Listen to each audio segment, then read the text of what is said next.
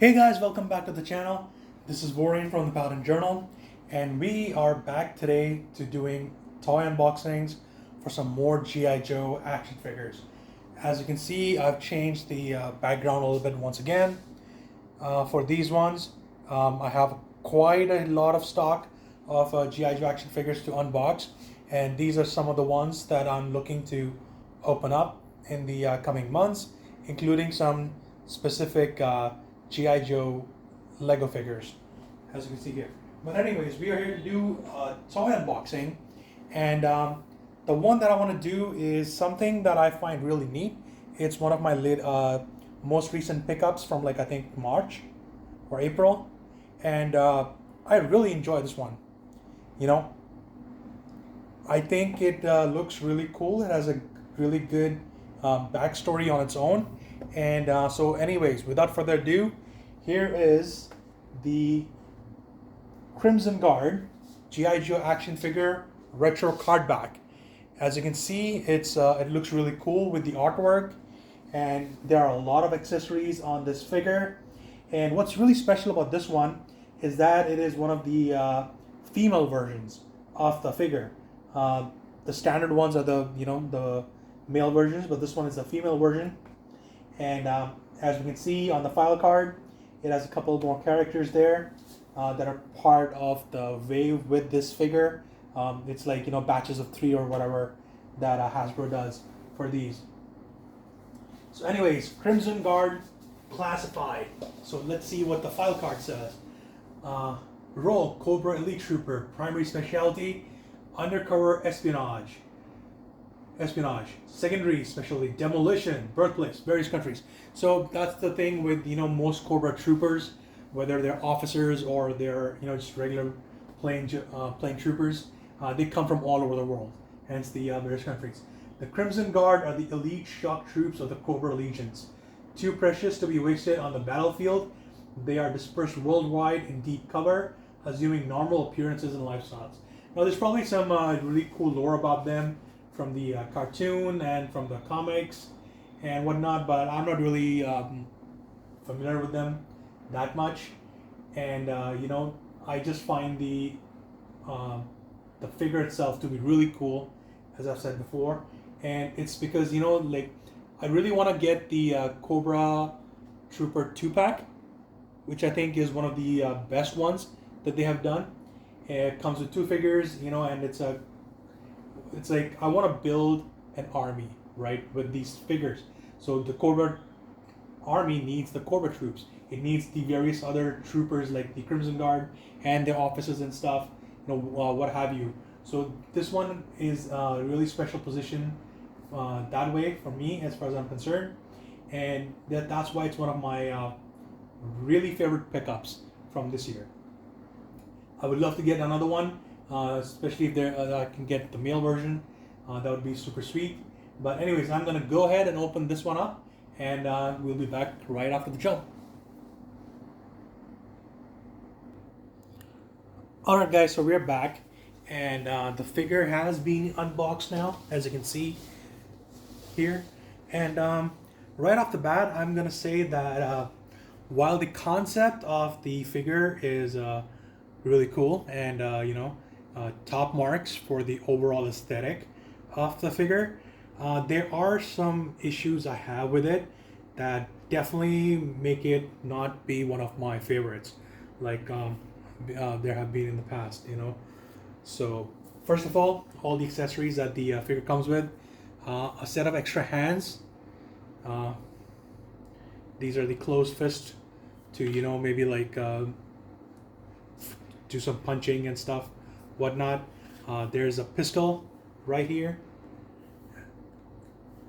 Here's a pistol, goes in the holster really well.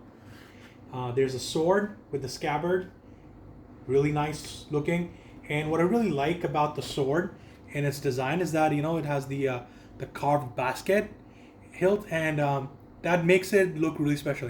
It's not just just the handle and then there's the hilt and then the blade. It's a really nice design that lends itself to the elite nature of this character. We got a big ass backpack which for some reason doesn't want to stay in the proper alignment. It keeps twisting. I don't know why. And then of course there's a big rifle for the character, which fits really nicely on the backpack, and it has already a pre-attached sculpted bayonet as well. And then finally, the accessory that we have here, it's this this dagger, and I'm not a fan of this really, because the scabbard is in this like really high position, and it's like the dagger doesn't fit well. Like if I put it down, I can't put it down any further here, even if I like just take it out, which is not so easy. And okay, so that's not coming out really easy, but it's gonna like damage really easy. It's gotta be something here.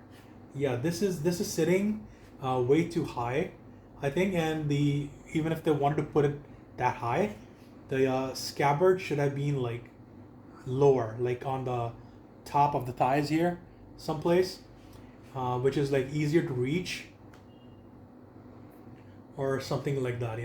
So this is like, yeah, and the sword is a little too soft, even, like it almost, if you look closely, it actually got bent a little bit. Where is it? There we go. It got bent a little bit, while I was taking it out, because the plastic was really tight around the fitting for the sword. So that's like not such a good thing as far as I'm concerned. So now let's go ahead and equip our character with the weapons. So just give me a second here.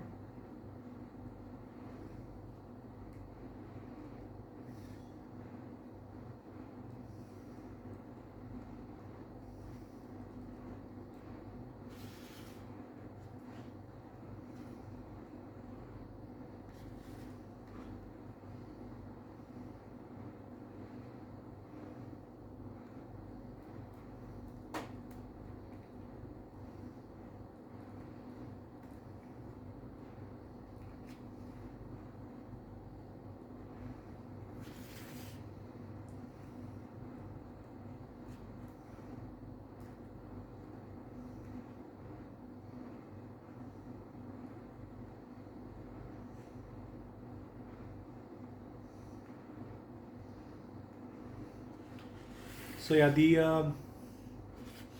there are some issues with the grips, and they're not very good per se, especially with the pistol right here. Like this is something I had an issue with in a different toy line. The trigger grip finger, it's not sculpted properly, so it's not long enough to go around and into the trigger. And over here, the sword, that's also not fitting well here, but and that might be because this is, or actually, do I have them on backwards? Maybe I have it backwards. Let's do this. Is that better? Yeah, that's not much better either. Actually, marginally better maybe.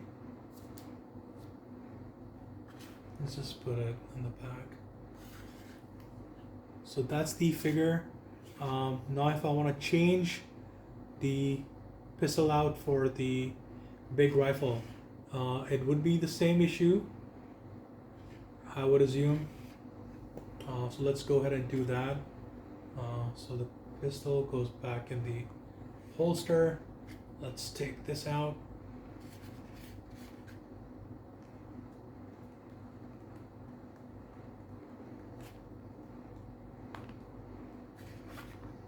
As you can see, that's not an easy thing to do either. Okay, so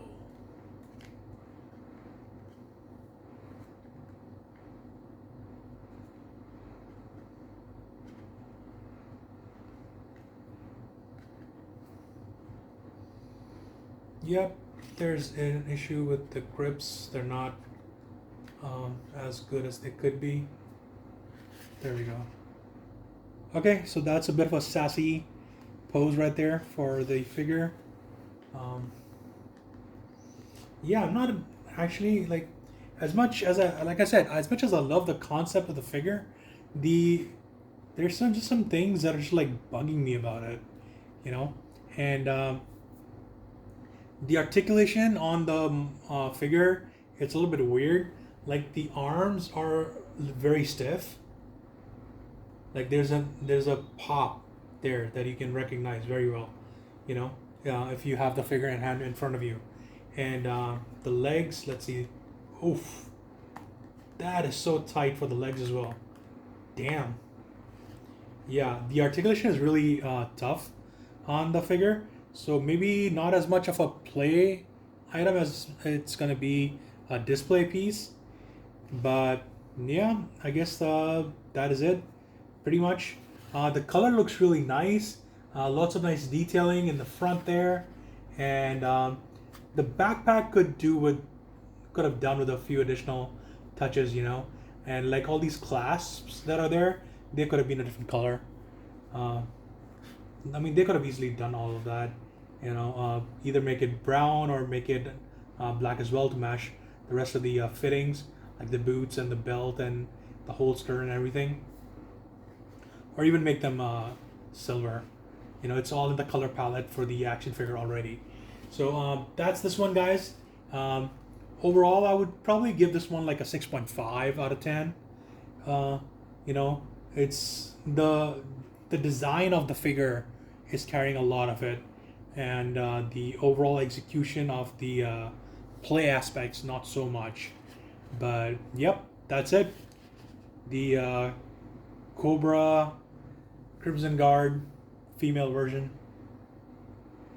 That's the toy. Um, we are gonna have some more GI Joe unboxings in the future. I've pretty much run out of all the He-Man ones that I wanted to do, or the ones I have even. So we're gonna be doing a lot more of the GI Joe ones, of which I have a ton. Not just these, but even more in the storage. So we're gonna get to all of them eventually, bit by bit. I think the Scrap Iron and the Major Blood, those are definitely the ones I'm really looking forward to the most, because I used to have them. I still have the small 3.75 inch Major Blood, and I used to have Scrap Iron. I don't anymore. So these ones I'm really connected to. And this Lego set, used to love the All Striker, and Snake Eyes is one of my all-time favorites, number one. So, anyways, the Crimson Guard Trooper. Wish there was a. I think there might be actually an officer version as well. So we'll have to get that. It's hard for me to keep track of all these because there's like almost 200 of these figures now. So keeping track of what's out there and what's not, it's a little tough for me, especially as I don't really follow the lists that much. It's more like, you know, whatever is cool that I end up seeing on the interwebs. So anyways, guys, that's it. Give me your thoughts in the comments down below. Please like the video, share the video, and see you all next time. Bye. Cheers.